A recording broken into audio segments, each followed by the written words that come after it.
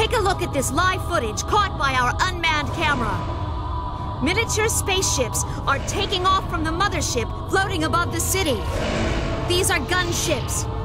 It appears the Ravagers are about to launch a gunship attack. An incredible number of gunships are about to swoop into the city. Okay, here's my review of Earth Destruction Farce 2017. Earth Defense Force, my bad.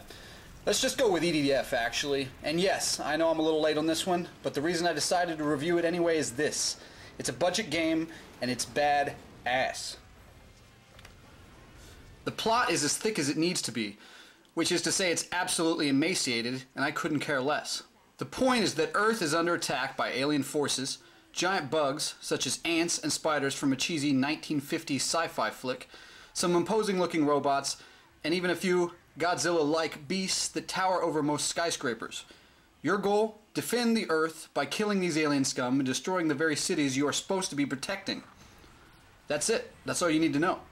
The game itself is kind of like Serious Sam from a third-person perspective, in the sense that combat is about fighting massive quantities of attackers with no slowdown in the action.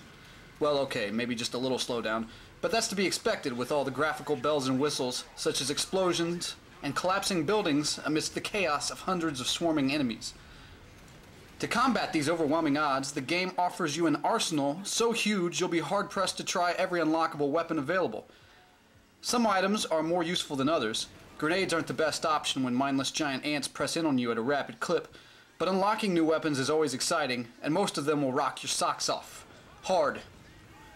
Most come complete with unlimited ammo, and you can only carry 2 at a time into any given mission, but the sheer variety is wicked. Most of the game's environments look exactly the same, or with varying slight differences. Sprawling cities just waiting to be torn down by your aforementioned arsenal. All in the defense of mankind, that is. The graphics have a last-gen quality at first glance until you glimpse some of the really cool-looking beasts up close and realize how much is really happening on screen during the ridiculous combat sections. There's some processing power into the hood driving all this insanity, to be sure.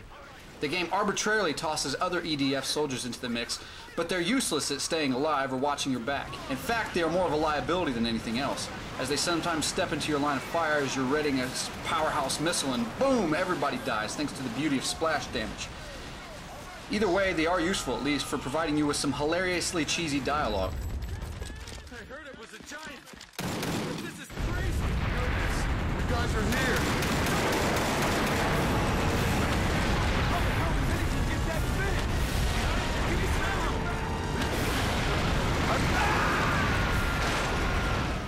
Whether it was intended to be funny or just comes across by accident, it definitely adds to the charm of the game and enhances that Mystery Science Theater 3000 vibe.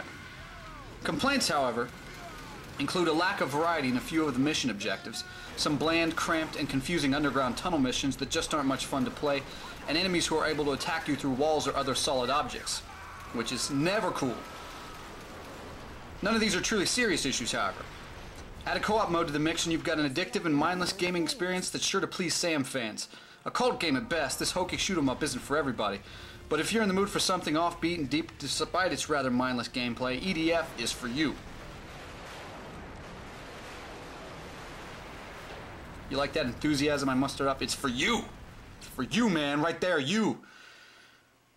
Watching this YouTube review by some guy you've never heard of.